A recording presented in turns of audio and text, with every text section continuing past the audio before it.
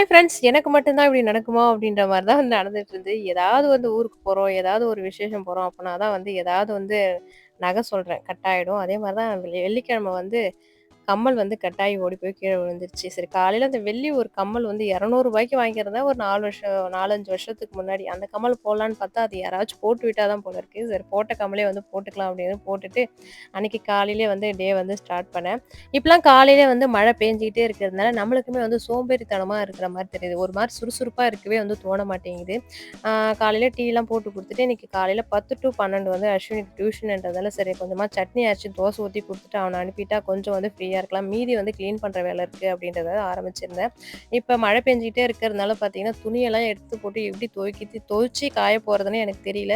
எங்க வீட்ல கண்டிப்பா வந்து பாயிலருந்து எல்லாமே வந்து துவைச்சு வந்து கிளீன் பண்ணணும். ஏன்னா வந்து கேதார கௌரி நோன்பு விரதம் இருக்குன்றதால, எல்லாத்தையுமே கிளீன் பண்ணணும்னு எங்க மாமியார் வந்து சொல்லுவாங்க. அதனால எல்லாத்தையும் வந்து துவைச்சு போடலாம். வெயில் கொஞ்சம் ஒரு மாரி நல்லா தானே காயுது அப்படின்ற மாரி துவைச்சு போட்டேன். பெட்ஷீட் கவர் எல்லாமே துவைச்சு போட்டேன். கொஞ்ச நேரம் கழிச்சு பார்த்தீங்கன்னா, மழை பெய்ய ஆரம்பிச்சுருச்சு. என்ன பண்றதுன்னு தெரியாம ஷோபா மேல தான் எடுத்துட்டு வந்து எல்லாத்தையும் காய வச்சிருந்தேன். இன்னைக்கு சனிக்கிழமை ஏதாவது கொஞ்சம் கிளீன் பண்ற வேலைலாம் கிளீன் பண்ணிடலாம் அப்படின்றத கிளீனிங் வேலை தான் ஆரம்பிச்சிருந்தோம். பூஜை பாத்திரம்லாம் கிளீன் பண்ணிடலாம் அப்படின்றதுக்காக. என்னதான் வந்து தீபாவளிக்காக கிளீன் பண்ணாலுமே, நாங்க வந்து நோன்பு எடுக்கிற அன்னைக்கு செவ்வாய்க்கிழமை அன்னைக்கு ஃபர்ஸ்ட்லேருந்து மறுபடியும் பூஜை பாத்திரம் எல்லாமே வந்து கிளீன் பண்ணி தான் ஆகணுன்றதால, சரி இன்னைக்கே வந்து கிளீன் பண்ணி வச்சிடலாம். ஏன்னா எல்லாத்தையும் வந்து ஞாயிற்றுக்கிழமையே வந்து செய்யலாம்னா, நமக்கு வந்து வேலை ரொம்ப வந்து பளுவாயிடும்ன்றதுக்காக இன்னைக்கு பூஜை பாத்திரம்லாம் கிளீன் பண்ணி வச்சுட்டேன். வீடெல்லாம் வந்து நாளைக்கு தொடச்சுக்கலான்றதுக்காக, அதுக்கு முன்னாடி வந்து சிம்பிளா வந்து சமையல் செஞ்சு முடிச்சுட்டு, பூஜை பாத்திரம் கிளீன் பண்ண போலான்றதுக்காக, சமையல் வேலைய முடிச்சுட்டேன். இந்த டைம் வந்து ஃபோட்டோவுக்குலாம் ஏன்னா மழை நாள் ஆரம்பிச்சுருச்சு. இதுக்கப்புறம் ஃபோட்டோல வந்து குங்குமம் இதெல்லாம் வந்து பூர்ணம் பூத்த மாரி ஆயிடும் அப்படின்றதுக்காக, ஃபோட்டோ நல்லா பன்னீர் வச்சு தொடச்சிட்டு, வெறும் ஒரு பொட்டு மட்டும் வச்சிடலாம் அப்படின்றதுக்காக ஒரு பொட்டு தான் வச்சிருந்தேன். அதுக்கப்புறம் இப்போ ஒரு ஐடியா வந்து பண்ணியிருக்கேன். பின்னாடி சைடுல வந்து பார்த்தீங்கன்னா, இந்த பிளாஸ்டிக் அந்த அட்டை போடுவோம் இல்லையா? புக்குக்குலாம் அந்த அட்டைய போட்டு நம்ம ஸ்டேப்லர் பின் அடிச்சு வச்சிடலான்னு அப்படியே ஐடியா பண்ணியிருக்கேன்.